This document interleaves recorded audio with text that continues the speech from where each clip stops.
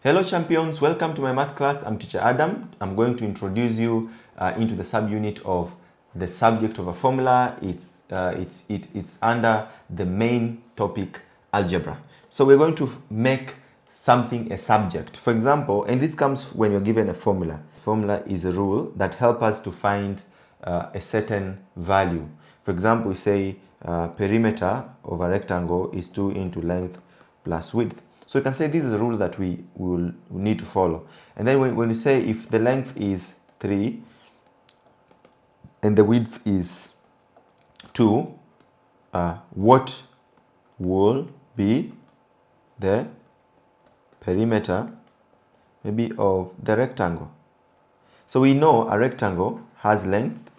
We know a rectangle has length and width. So the length is 3. When length is 3 and the width is 2. So what will be the perimeter? We know the perimeter is the distance around a given shape. Total distance around a given shape. So if you started here, you have to go and then come back to the same spot. Okay? Total distance around an object. So we obviously say you'll need to understand the knowledge from our previous class. We talked about substituting. It means you replace the values, the actual values. So when the length is 3 and the width is 2. So we say 2 into 3 plus 2 is 5. 2 times 5 is 10. So the perimeter is equal to 10. Now, what we now understand from a formula, we can make anything a subject. And when we make anything a subject, because we understand that we are using algebraic equation, because a formula comes from when you have an algebraic expression equated to a specific number, and then you are supposed to find. For instance, in a perimeter, let's say P is equal to 2 into length plus width. This is a rule. Now they say what will be the formula? Make maybe W the subject of a formula. Make W the subject. So if you want to make W the subject, we know a subject finds a specific, it gives out a specific quantity.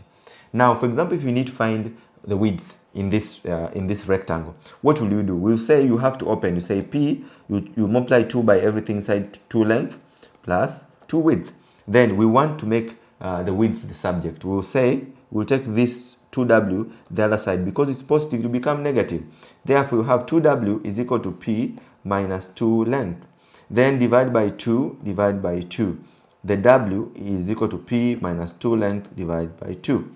So in other words, when you want the width of any shape, what will you do? You say you will take the perimeter minus 2 length divided by 2. From our previous example, the one that we did on top there, we said we had our rectangle, which the length was 3 and the width was 2. And the perimeter, we automatically understand that the perimeter was 10 centimeter. So 3 plus 2 is 5, and then 5 times 2. We automatically understand that it was 10 centimeter. So if our perimeter was 10 centimeter, then we say, assume we don't know the width. That's the thing. They say if we don't know the width, we'll use this formula to get the width if we don't know the width. So we say the rule to get width is P, perimeter, minus 2 length over 2. Let's see. Our perimeter is 10 minus 2 length. Length is 3. Divide by 2. Will we get the actual answer? So 10 minus 6 divide by 2. 10 minus 6 is 4. Divide by 2, you get 2. So the width is equal to 2 centimeter. So you can see when you make something a subject of a specific formula, will help you to get a specific measurement that you are looking to. So therefore, if you're asked to make something a subject, we know to make something a subject, it comes from a formula. Let's go. Now, the subject of a formula, this is needs you to understand the shift. If you're moving something across the equal sign, you have to know what will be the effect. For example, let's say you have x plus y is equal to 30. Now, for example, if you say make x the subject, if you make x the subject, that means we have to shift everything here on our left hand, because this is left hand and this is right hand. So we have to shift everything here from and make x remain alone, and then take this y, positive y, the other side. When it crosses the equal sign, if it was positive, it becomes negative, but it won't move the number on the right hand side. The number will remain the same, then itself it will become negative. So this is where the problem with many students, they always struggle. So this will be the subject of a formula. And then let's say you have example, make m the subject of a formula. So we know t is equal to m minus 3. Correct. Now t is equal to m minus 3. Make m the subject of a formula. To make m the subject of a formula, we obviously know that m has to remain the subject. So this negative 3, it has to go the other side. What will be the answer? If it goes the other side, this negative 3 will become positive. Therefore, m is equal to t plus 3. This becomes the subject of a formula. Correct. And then you say from the formula, p is equal to 40. Express t in terms of p. So we say from the formula, p is equal to 40. Express t in terms of p. So express t in terms of p. Now you have p is equal to 4t. Express t in terms of p. So if you need to express t, in terms of p, what do we need? So from the formula, p is equal to 40. Express t in terms of p. So we understand that we have to make t the subject. Therefore, we have to divide by coefficient, and therefore we say t is equal to p over 4. And that becomes the subject of our formula. Wow. Now, you might have different kind of scenarios. Let's say you say make x the subject of this formula. So being given here, make x the subject, make x the subject of this formula. You have 2y is equal to 5x minus 7. Make x the subject of this formula. So what do you do in this case? You say we have to shift everything and remain with x as the subject. So negative 7 crosses the equal sign, becomes positive 7. So you have 2y plus 7 is equal to 5x. And then divide by 5, divide by 5. So x will be 2y plus 7 divided by 5. This becomes the formula. We can have another example so that we understand. Maybe we're given, okay, rearrange the formula. So we're told to rearrange the formula. 5w minus 3y plus 7 is equal to 0. To make, we say to make w the subject. So what do we do in this case if you want to make w the subject? So we have to say 5w, take everything the other side. Negative 3, if it crosses the equal sign, becomes 3, negative 3y becomes positive 3y. Positive 7 becomes minus 7. All this shift the other side. Then you have to make w the subject. Divide by 5, everything divide by 5. So w is equal to 3y minus 7 divided by 5. This is the rule. Correct. Another question.